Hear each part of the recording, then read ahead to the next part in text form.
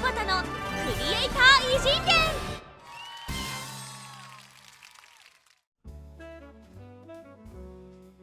入ったのはゲーム業界ですね。もう最初からゲーム業界なんですね。ただ入る気はなかったんですよ。またそんなこれも あるんですけど、もう服飾の大学なので、就職先がやっぱり洋服系しかない、そうですよね。僕は広告実はやりたかった。広告のグラフィックとかそういうのをやりたかった。当時ちょうど CG が世間にやっと出てきたぐらいで、どうやらそれを教えてる学校があると。デジタルハリウッドという学校があると。学校行くのはまたお金かかるな。そこのグループになんか会社がいっぱいある。ここ入ったら CG 学べんじゃないのそういうことですね。って言って、そこの合同の面接に行って、君はこのいっぱいある会社の中でどれを受けに来たんだって言われた時に、ポリゴンマジックですって言って、別に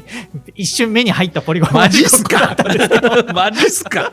すげえ。ポッて言って、CG をやりたいっていう熱意を伝えて、結局そこに入ることになったという感じで、当時はだからサークルみたいなノリなんで365日みんな働いてるんですよ、CG 業界って、土日行っても会社普通にみんないるんですよ。だからなんか新人だし、だから先輩がやってるの見るしかないから、とにかく先輩にくっついて回らなきゃいけなくて、でメモも取って回るしかないんで、もう土日も暇あれば会社行って、もうみんな部活動感覚でずっといるし、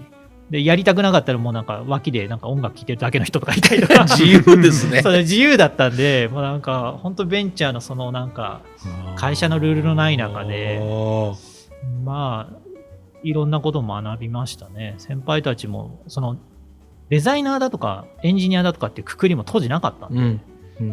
手伝わされるんですよ。急にエンジニアの仕事とかさっぱり分かんないのにマジっすか。ここだけこういうのを入れてきゃいいからこれだけやれとか言われて分かんないっつってやらされたりとか、あと会社行ったらグラボが目の前にポッと置いてあって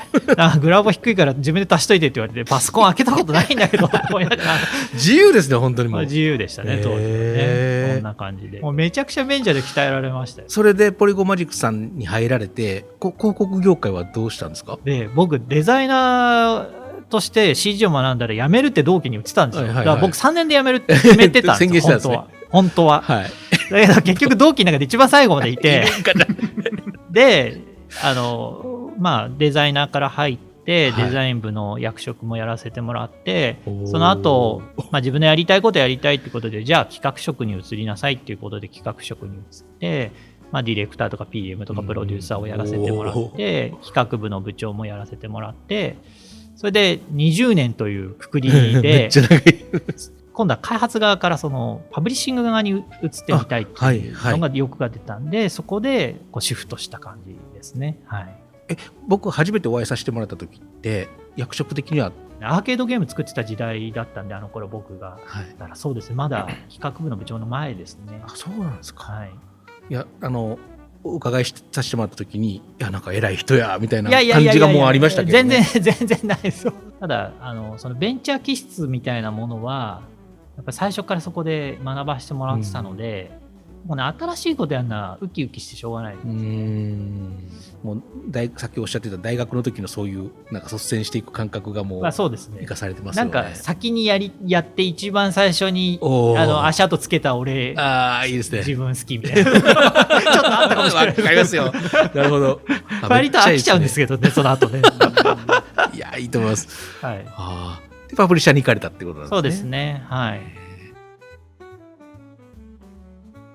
一番僕は当時デザイナーで一番挑戦したのはテイルズ・オブ・シンフォニアの仕事に関わらせてもらってたんですね。背景の仕事を、で自分のチームが背景請け負ってやってて、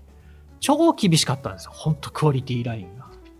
あれは本当にね、いい経験でしたね。本当に詰めて物を作るってこういうことなんだっていういい体験ができたし、テイルズファンが愛される理由が、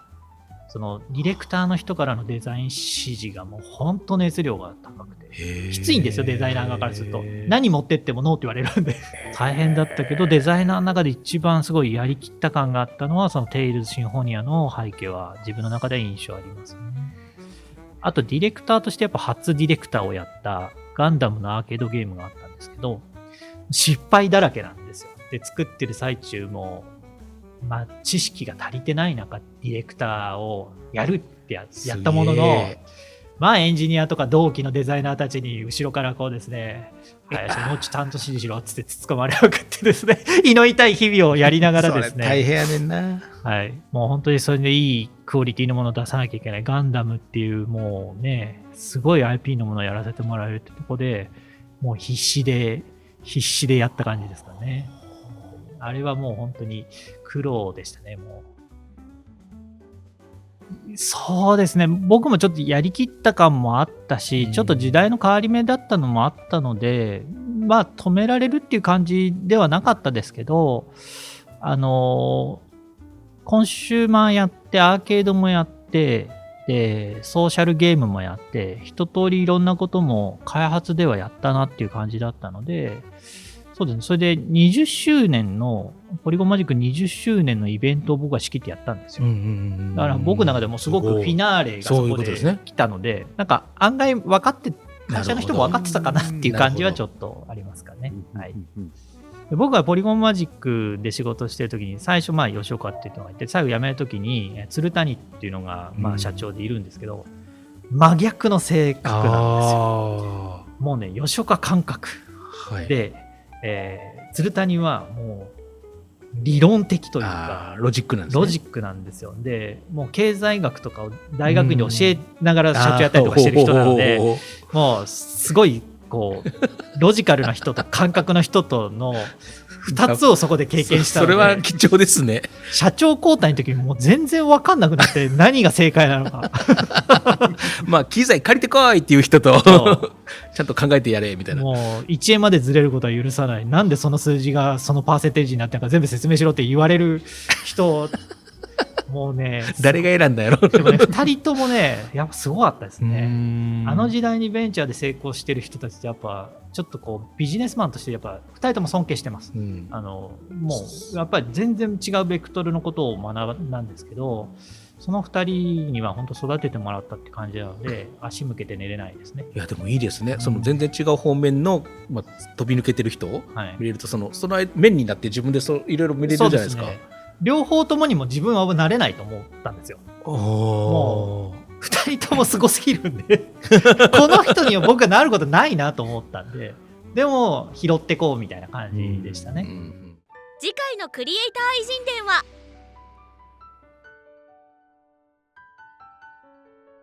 最後までご視聴いただきありがとうございました。